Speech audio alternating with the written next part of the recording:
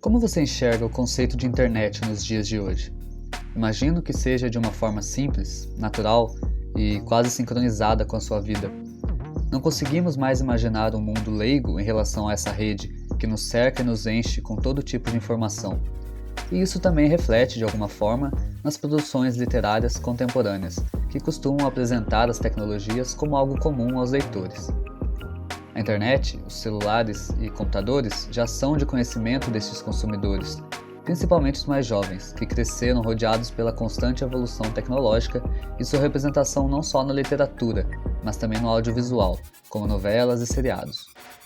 Assim, não nos causa estranhamento quando vemos ou lemos a internet sendo utilizada como recurso narrativo de determinada obra. Mas em que ponto essas tecnologias deixaram de ser novidade e passaram a ser retratadas de uma forma tão natural nessas produções? Quando deixamos de tratar os computadores e a internet como um bicho de 7 cabeças dentro dessas obras? Vamos falar um pouco sobre isso.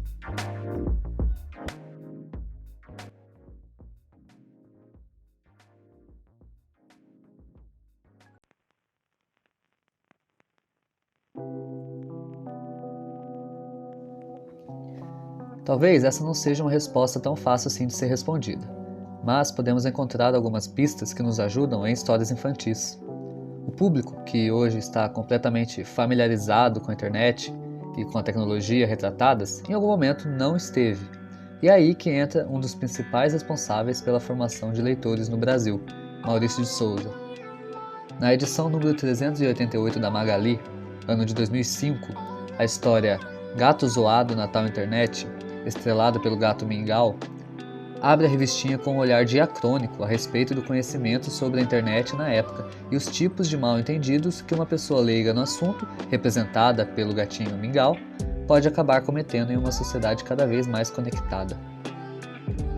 É importante destacar que, em 2005, ano de publicação da história, cerca de 21% dos domicílios brasileiros apenas estavam conectados à internet. E era justamente com a grande maioria das crianças e adolescentes sem internet que as histórias em quadrinho da Turma da Mônica se conectavam. O próprio título do quadrinho aponta que a internet não era tão comum na época, tal internet, como se a internet fosse aquele desconhecido com o qual a gente não vai com a cara logo de cara. A história começa com Magali rindo de um e-mail que havia recebido com fotos engraçadas de gatos em diversas situações. Os risos incontroláveis da tutora acabam por incomodar o pequeno Mingau, que enxerga as fotos como uma humilhação à raça felina. O problema aqui é que Mingau pensa que a internet é uma pessoa. E quem é essa tal de internet? Na certa, uma bestona mal amada que não gosta de gatos. Mingau não está familiarizado com a internet e com as mensagens e vídeos de gatinhos em situações engraçadas. Conheço uma Valdete, uma Gorete, uma Neusodete, mas internet? Nenhuma.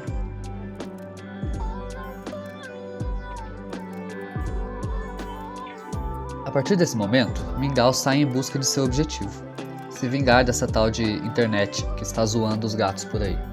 Chaveco, Cebolinha, Cascão, todos que citam o termo internet perto de Mingau sofrem de sua fúria em defesa da honra dos felinos domésticos, para que no final alguém tire uma foto sua sem que soubesse e o coitado bichano acabar indo parar na imensa lista de gatinhos passando vergonha nas redes sociais.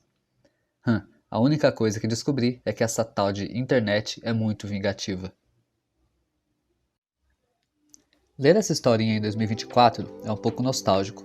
A completa ignorância do gato em relação à internet é retratada com humor e para o público da época fazia mais sentido, já que poucas pessoas tinham acesso a essas tecnologias e poucas conheciam os termos. Em outra revistinha, dessa vez do Cascão, do ano de 2003, algo semelhante acontece. Fica claro que a Turma da Mônica conta a história através das edições. Na história É Tão Difícil de Dizer, estrelada pelo sujinho da turma, Cascão e Cebolinha discutem e ficam de mal. Mais tarde, o protagonista se arrepende e tenta conversar com um amigo de qualquer jeito para pedir desculpas.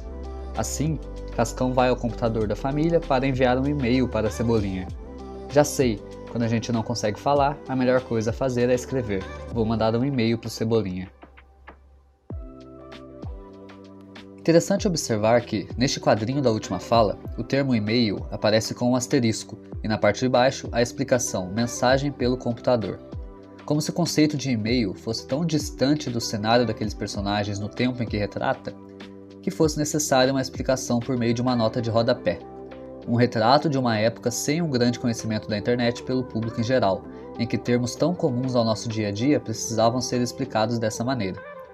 De qualquer forma, o plano de Cascão falha, já que seu pai havia derrubado café no teclado e estragado o periférico. Outro retrato do desconhecimento tecnológico e da regra número 1 de qualquer usuário de computador: sem líquidos perto da máquina.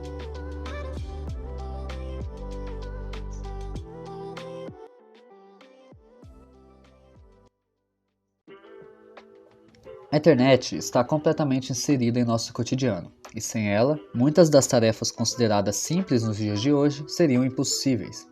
Mas em algum momento da história, seu uso teve de ser ensinado. Olhar para essas e outras produções infantis do início do século podem nos ajudar a compreender melhor como foi o processo de adaptação das pessoas aos avanços científicos, de uma maneira bem-humorada e que, para os fãs de Turma da Mônica, com certeza traz ótimas lembranças de momentos incríveis que podem ser revisitados com essa nova perspectiva e gerar ainda mais significado às histórias que cresceram com a gente.